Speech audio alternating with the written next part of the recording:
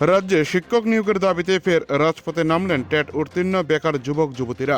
আজ Agartala city centre এলাকায় কয়েকশো টেট 2 উত্তীর্ণ প্রার্থী একত্রিত হয়ে এক বিশাল বিক্ষোভ মিছিল বের করেন আগরতলার বুকে।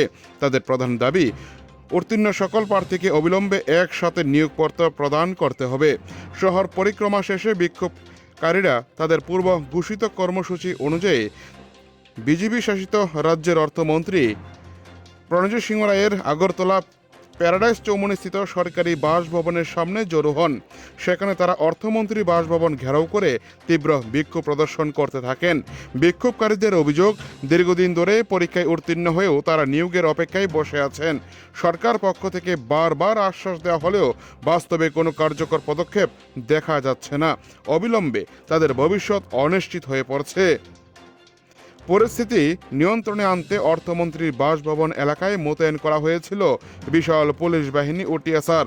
বিক্ষোভকারীরা ব্যারিকেড ভেঙে এগিয়ে যাওয়ার চেষ্টা করলে পুলিশের সাথে তাদের ধস্তাধস্তি শুরু হয়। উত্তাল হয় গোটা আগরতলা প্যারাডাইস চৌমুহনী এলাকা।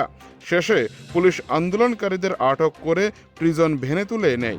আটক করা সকল যুবক যুবতীকে আগরতলা এডিনগর পুলিশ লাইন মাঠে নিয়ে যাওয়া হয়। বিজেপি শাসিত ত্রিপুরার বর্তমান প্রেক্ষাপটে শিক্ষক নিয়োগ নিয়ে এই আন্দোলন নতুন করে রাজ্য রাজনীতিতে শোরগোল সৃষ্টি করেছে। সব মিলিয়ে এক উত্তাল পরিবেশ সৃষ্টি হয়েছে গোটা আগরতলা প্যারাডাইস চৌমুহনী এলাকার রাজ্যের অর্থমন্ত্রী সরকারি বাসভবনের সামনে। আগরতলা থেকে নিজস্ব প্রতিনিধির রিপোর্ট, টিভি 100 বাংলা। আমরা 2024 নোটিফাই টেট কোয়ালিফাইড যারা আছে 1488 জন, টেট 1-এ 368।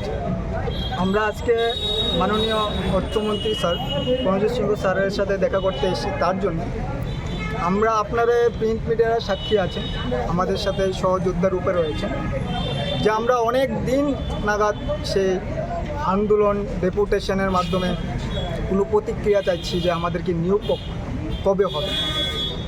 যেখানে যে রাজ্যে, আমাদের রাজ্যে অনেক শিক্ষক স্বল্পতা রয়েছে, সেটা আপনাদের প্রিন্ট মিডিয়া, পত্রপত্রিকা, নিউজ মিডিয়াতে আমরা দেখতে পাই। তাছাড়া আমাদের তরফ থেকে আরটিআই করে আমরা জেনেছি হিউজ ভ্যাকেন্সি রয়েছে।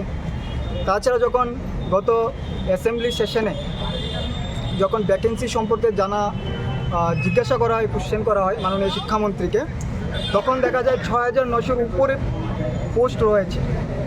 পোস্ট থাকাকালীন এত পোস্ট রয়েছে, তারপরও কেন আমাদেরকে এই কথাটা শুনতে হয় যে টেট পাস মানে চাকরি নয়? যদি পোস্ট না থাকতো তাহলে ঠিক ছিল, যেহেতু পোস্ট আছে তাহলে আমাদের দাবি অনৈতিক কীভাবে?